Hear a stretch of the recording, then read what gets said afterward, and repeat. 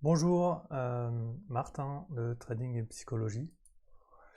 C'est la toute première vidéo, donc bienvenue sur la chaîne, ma nouvelle chaîne de YouTube.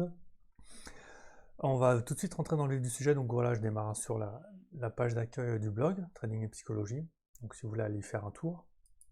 En attendant, ce que je veux faire, c'est, pour être tout de suite dans le concret, voir avec vous ce que j'ai fait ce matin en trading sur le SP500. Donc voilà, comme vous voyez, je mets des graphes en fond noir, je mets le plus de noir possible pour reposer les yeux, pour pas avoir trop de luminosité. J'ai remarqué que c'était moins fatigant.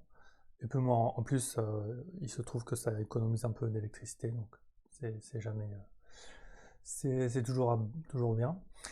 Donc voilà, premier trade, donc c'était ce matin, on a eu l'ouverture des marchés européens. Là, c'est l'heure de Bulgarie, hein, parce que je suis en Bulgarie, donc à 10h bulgare, à 9h en France. Ouverture donc à la hausse. Et en fait, donc là où je veux en venir, c'est un peu les différents états psychologiques par lesquels je suis passé. Donc moi, il faut savoir que globalement, sur les indices, je reste quand même plutôt baissier. Là, je passe un peu en 1 heure pour qu'on voit plus long terme ce que ça donne.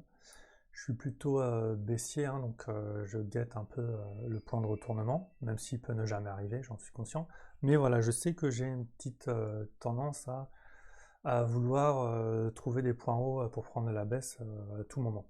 Donc là, je me suis un peu fait violence, et donc quand on a cassé cette résistance, je me suis dit, bon, on a quand même un signal haussier, les graphes, mes différentes unités de temps et mes indicateurs montrer des signaux haussiers. Donc là, je vous ai pas tout mis, hein, je vous ai mis une version allégée de mes graphes pour qu'on y voit clair et puis pour pas vous embrouiller et puis éventuellement je vous présenterai les indicateurs que j'utilise à l'avenir. Pour l'instant, on reste épuré. Donc voilà, en fait, ce que j'ai attendu là, j'ai attendu qu'on corrige un petit peu, puisque je trouvais que là c'était un peu trop suracheté. Et quand j'ai eu suffisamment de raisons d'acheter, donc j'ai acheté par là, je voulais que ça ait corrigé un minimum.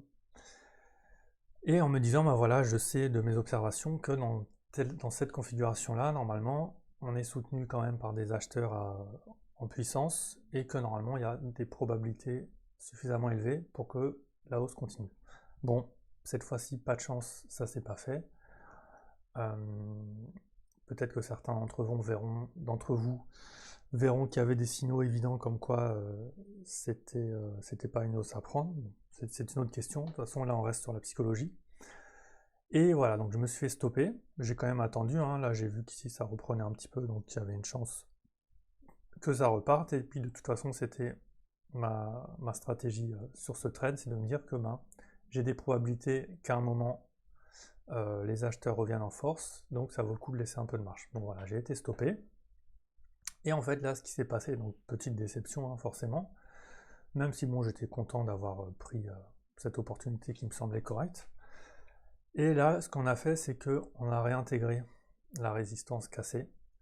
Et là, en fait, j'ai fait un retournement psychologique un peu, si je puis dire, où après m'être convaincu qu'il fallait que je sois haussier du fait des signaux que j'avais, et bien là, en fait, j'ai dû faire un exercice de souplesse pour accepter l'idée que on devenait plutôt baissier, que j'avais des signaux baissiers, au moins à court moyen terme.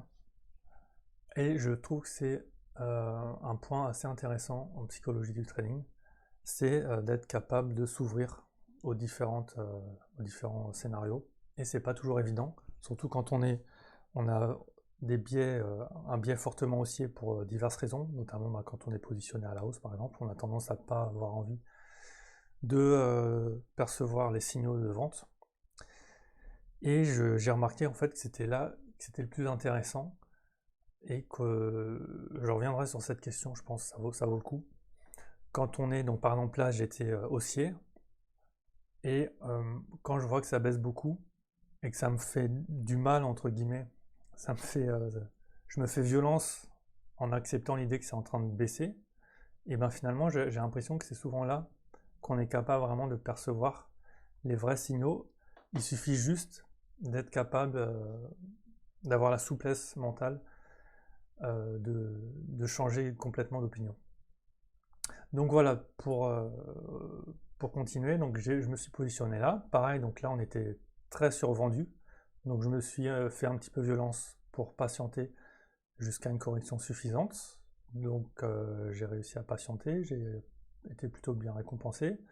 Le prix a descendu correctement. Bon là il m'a fait une petite frayeur, j'ai pensé qu'il allait me stopper flat.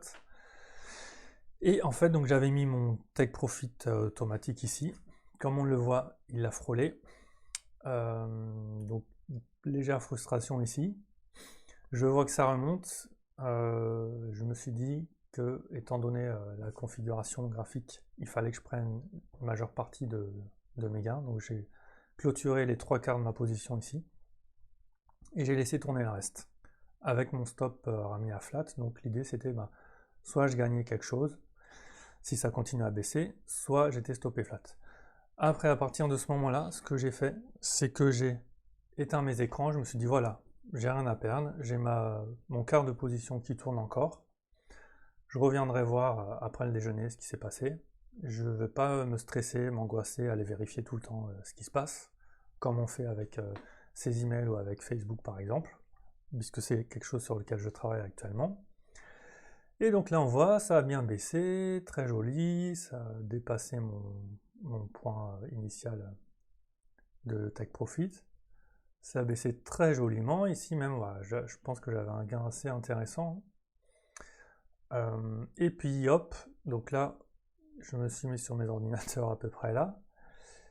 Et donc, comme par hasard, presque juste quand j'arrive sur mes écrans, à quelques minutes près, j'allais assister à ma position qui allait stopper. Et j'ai remarqué, peut-être que j'évoquerai ça dans une prochaine vidéo aussi, ou dans un article, j'ai remarqué, vous me croirez si vous voulez, que souvent, je suis en position, je laisse tourner en m'éloignant de mes écrans, et c'est quand je viens vérifier ce qui se passe, souvent à ce moment-là, que soit je suis stoppé ou mon take profit est touché par exemple. Comme si le prix, entre guillemets, m'attendait pour vraiment surtout quand il me stoppe, pour bien me donner entre guillemets la rage de voir en direct comme je me fais stopper. Bon, bref.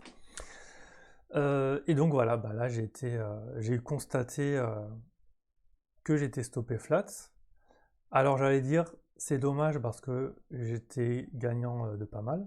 Mais bon, finalement, stoppé flat ou pas stoppé flat, de combien on a été gagnant avant, ça change pas grand-chose. Hein. Donc à partir du moment où on n'a pas pris les gains, c'est comme de manquer un train de 30 secondes ou de 10 minutes. Bon de toute façon, on le rate dans les deux cas. Et voilà, c'était le jeu, hein. J'ai voulu laisser courir ma position, j'aurais pu mettre un take profit, j'ai pas voulu le faire. Voilà, donc un petit peu déçu, mais ça va. Donc voilà, on s'arrête là pour cette première vidéo, toute première vidéo de la chaîne. Donc j'espère que ça va être intéressant pour vous. Je reviens rapidement sur le blog. Voilà, donc Trading et Psychologie. Vous tapez cette adresse, vous tapez dans Google Trading et Psychologie, et voilà le blog si vous voulez aller regarder. Il y a des articles, il y a même quelques podcasts. Et si ça vous intéresse d'avoir ce document que j'ai rédigé sur 5 croyances limitantes en trading qui peuvent nous aider à avancer, à progresser si on les dépasse, vous me laisserez votre email et en plus on pourra rester en contact. Voilà, j'espère que ça vous a plu pour une première vidéo. Donc c'était un peu artisanal, hein, c'est la toute première, je pense que je vais m'améliorer et essayer de faire des choses un peu plus évoluées progressivement avec le temps qui passe. En attendant, voilà, je vous invite à aller voir le blog, à liker cette vidéo si ça vous a plu, à me laisser un petit commentaire pour m'encourager ou pour me proposer des améliorations. Et en attendant, je vous dis à bientôt et bon train à vous.